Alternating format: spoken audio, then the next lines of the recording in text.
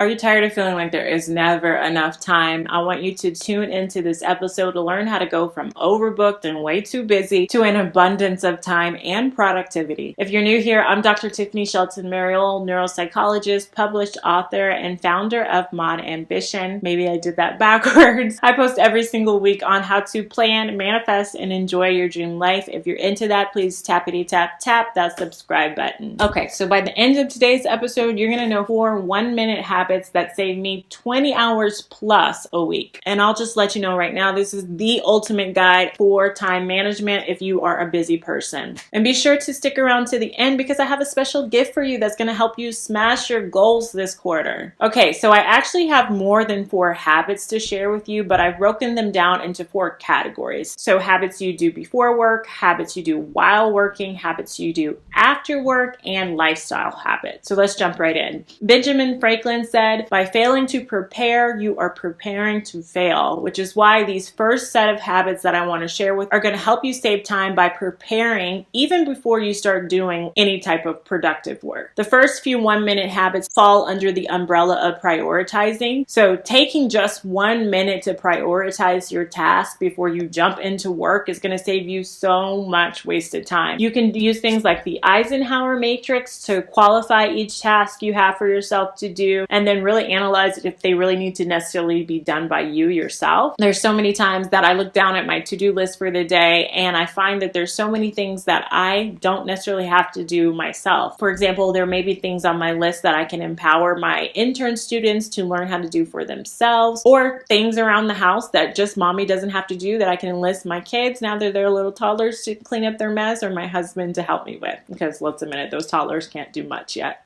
Then after you prioritize, another 1-minute habit that you can do before you start working actually is utilizing the 1-minute rule. Essentially, it's a rule that if you look at anything you have on your to-do list that can be done under 1 minute, instead of adding it or scheduling it, you just do it right then and there. This is a big one for me because I can be thinking about something I need to do, and it could be something really simple, but I just procrastinate on it and it will give me like anxiety throughout the day or sometimes even days. Rather than when I implement this rule, I just get it done right then and there. For instance, things that I usually put off like this, or like emailing back a vendor or something like that. I could just do it right then and there. It saves me time and time, and it also saves me some mental stress. Another very quick habit that you can do after you've prioritized is batch like items together. To just take a minute, look at what you have to do, and then think about how can you batch like tasks together, and then time block those out into your schedule so you can save time using batching. Then let's move on to something that you can do as you actually sit down to work, but still before you're actually working. I want you to reread your why or your passion behind the work that you're sitting down to do for that day. So if you use the Mod Ambition Planner, this is going to be really simple. It's going to be in that goal planner section, and you can just refer back to it before you sit down to actually work. And this is important because research has shown that this can help you be more motivated and hence more productive in the work that you do, saving you tons of time. Another very helpful habit that you can start doing is setting an intention and then visualizing your day going according to that intention. Again, this is another productivity technique that was very important for me to infuse into that Mod Ambition Planner because it's so useful in saving you time, because you're taking a moment just to be intentional about how you want your work to go, so your brain can actually like wrap around that idea and get about the business of doing it without getting distracted or wasting time. And then another very practical 1-minute thing that you can do before you start working is to set a timer. I've touted the benefits so many times on this channel of using the Pomodoro method because it works.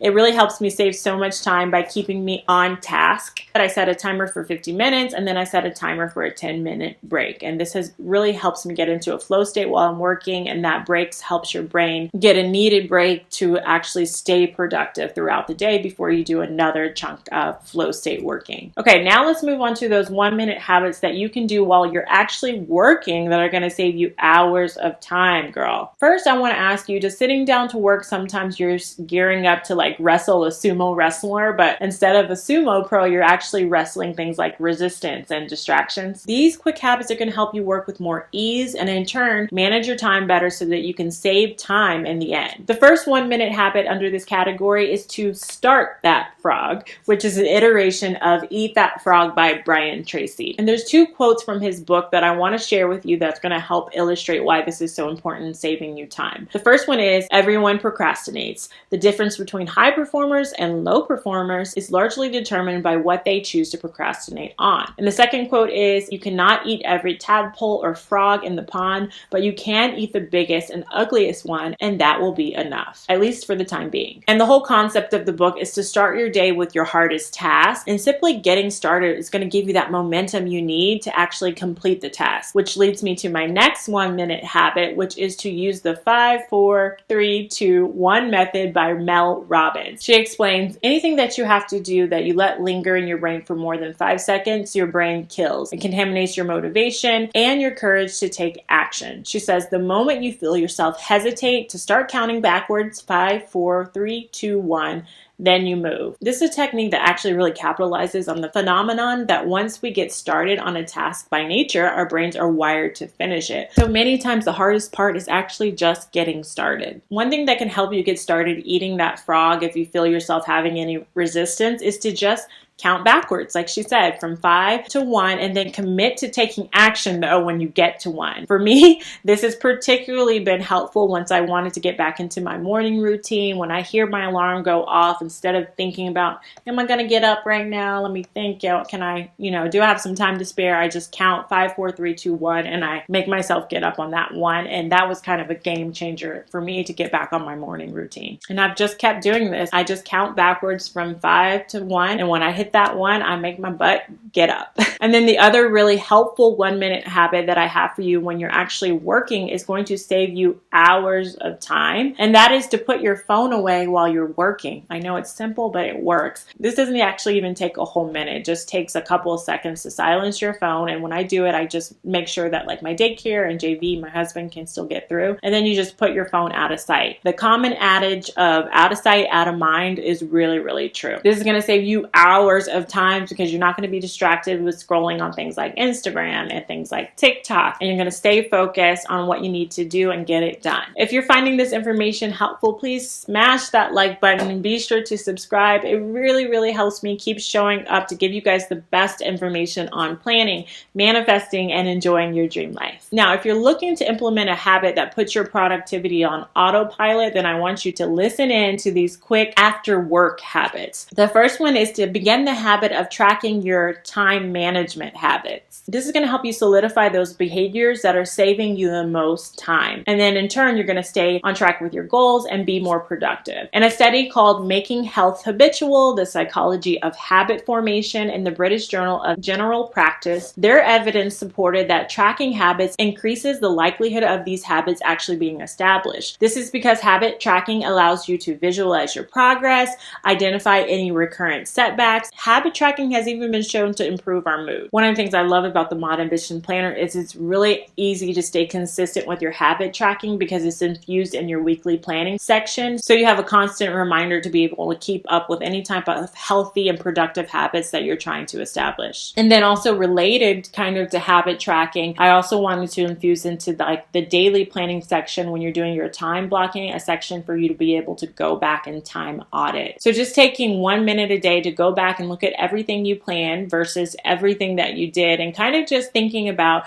how much does it really contribute to being productive towards your goals and helping you save time throughout the day. And this type of consistency of tracking these productive habits and then auditing your time to make sure that you're doing these types of things really works in saving you time because you're increasing your mindfulness and your awareness of what's working and what's not working. And by the way, I have a special promotion going on until April 8th for the Mod Ambition Planner. If you're interested, I want to give you guys a discount moving into this new quarter so you can start the quarter off right. It's 15% off using the code Q2RESET. I'll put the link below and the code below. And that's just my little thank you for watching the video, and hopefully it helps you start this quarter off right. And then the other thing that I wanted to offer you as a quick habit that you can do while working to save you so much time is to write down your squirrels.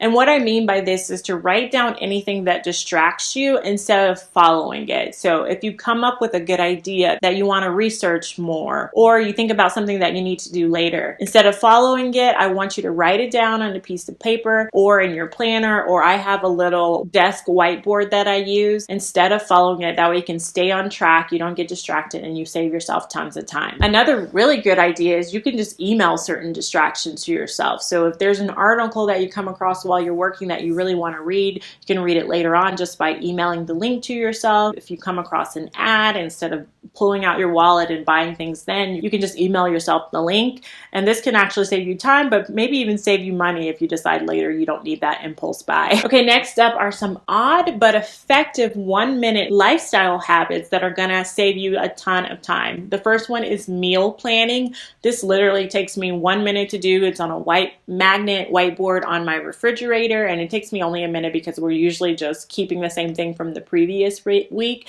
And if not, I just take a minute to look through my recipe binder and I choose a new recipe to, spice things up sometimes, and I just kind of erase whatever I'm getting rid of and replace the name of the new recipe. Another 1-minute lifestyle habit that may be odd, but it's definitely effective, is to set alarms. So I know earlier I talked about using timers as you're preparing to work, but in your everyday lifestyle, you can also use alarms to remind yourself to do important tasks and to keep yourself on track. For instance, I have alarms throughout my day to post on social media, otherwise I'll forget, and this helps me save time by not having to frantically post when I remember that I didn't do it when I was supposed to, and make sure that I'm actually habitual with this goal that I want to do every day. And then another habit kind of related to alarms through the day is actually using a sunrise alarm clock and setting it each night. This is a very simple habit that you can implement in the evening, just setting your sunrise alarm before you go to bed. And this is going to help you save time by actually waking up in the morning when you plan to wake up in the morning and actually get more things done. You could actually wake up earlier. This has been a game changer for me, using a sunrise alarm, because it works with your circadian rhythms. When it's time to wake up, you're not waking up to a dark room, you're waking up to a nice